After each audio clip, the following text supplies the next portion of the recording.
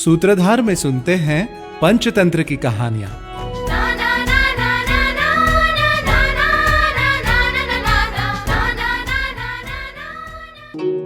सूयं भतरमुत्सृज्य पर्जन्यं मारुतं गिरिं स्वजातिं मूषिका प्राप्ता स्वजातिर्दुरतिक्रमा। It is hard to give up affection for one's own kind, just like the she-mouse who even after becoming a human left the brilliant sun, clouds and the mountain to marry a mouse. A sage named Yajnavalkya lived in a hermitage on the banks of river Ganga. One day, after bathing in Ganga, he started doing Achman when suddenly a she-rat fell in his hand from the claws of a hawk flying in the sky.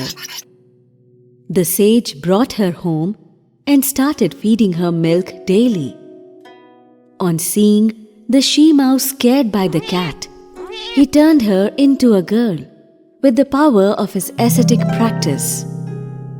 The wife of the sage also considered this girl her daughter and started taking care of her as such. When the girl grew up into a woman, the wife of the sage talked to him about her marriage. The sage asked the girl, "If we marry you to the sun, you won't have any problem?" Upon agreement from the girl, the sage invoked the sun god and told him about the marriage proposition when he came. But before the sun god could say anything, the girl said, "Father, he is full of heat and bright. Call someone better than him." Hearing the girl, sage asked the sun god, "Is there someone more powerful than you?" The sun god said, "The god of clouds is more powerful than me." Sage called the cloud god and looked at the girl when the cloud god came. The girl said, "He is an idiot and so dark as well." Hearing this, Sage asked the cloud god about someone better than him, and he named the air god. The sage called air god and wanted to know the opinion of the girl. So she said, "Father, he is very restless. Call someone even better than him." Sage asked the air god about this, so he named the mountain god, who could slow his speed.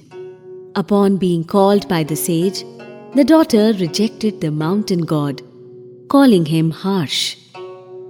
Sage asked the mountain god, "Is there anyone better than you?" The mountain god, in answer to the sage's question, named the mouse, who could make him hollow. Hearing the name of the mouse, the girl became quite happy. She prayed to the sage to turn her into a she-mouse so that she could marry him.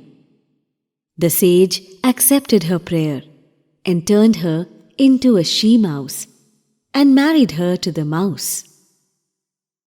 So, we saw how a she-mouse became a human and rejected the sun, cloud, air, and even mountain.